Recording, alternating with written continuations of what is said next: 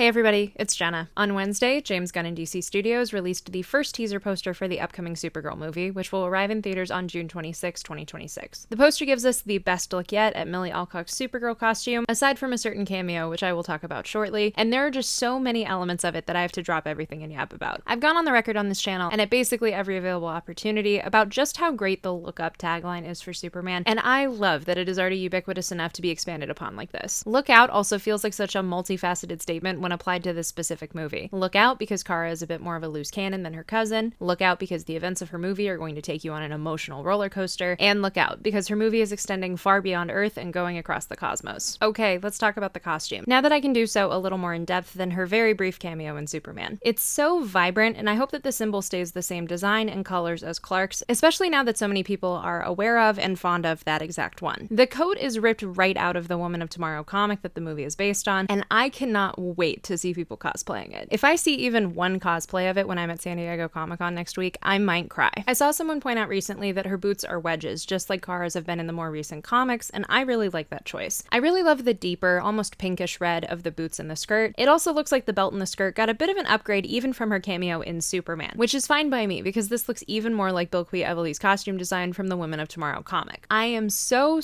glad that we're past the days of people speculating that she'll have a darker or a black and red costume, because part of what makes the Woman of Tomorrow comic so emotionally interesting and jarring is that she's going through these violent and emotional things while sticking out like a sore thumb in her costume. And I have had faith from the jump that this movie would translate that well. For those of you watching this that might not have even known a Supergirl movie was on the way, much less what it was based on, I cannot stress enough how wonderful Supergirl Woman of Tomorrow is. It starts with Kara celebrating her birthday on a red sun planet before getting thrown into a very unique, heart-wrenching, and often violent quest for revenge. I have been genuinely touched by every single post that I'm tagged in of somebody buying the book and starting to read it after having seen Superman, and if you've been feeling the urge to do the same, I definitely recommend it. Even then, the movie most likely won't be a straight adaptation of the source material, because of story reasons that I won't get into right now, and because of the presence of Jason Momoa as Lobo, who writer Tom King originally wanted to include in the book before shifting its focus to solely being on Kara. Either way, the fact that even the mention or the general idea of this movie is driving so many people to the source material, much less one that is a modern and pretty accessible classic, makes me endlessly happy. What I love about this movie, about the early reaction to Millie's Kara, and about just the potential of the DCU is we really have an opportunity to change the base level cultural idea of Supergirl. I have a special place in my heart for every on-screen version of the character that we've gotten. Don't even get me started on how misunderstood the 80s Solo movie is, but we've also really only scratched the surface of who Kara is as a character. She is so much more than just a sunny, plucky, happy-go-lucky girl boss or a gender-bent version of Clark. She should carry herself and go about the world in a unique way, all while having a different outlook on her past and her unresolved trauma over the destruction of Krypton. The Woman of Tomorrow comic understands this in spades, and I love that the captive audience around this movie is going to understand it too. Another little detail I love is that red spray paint on Kara's hands, or is it blood?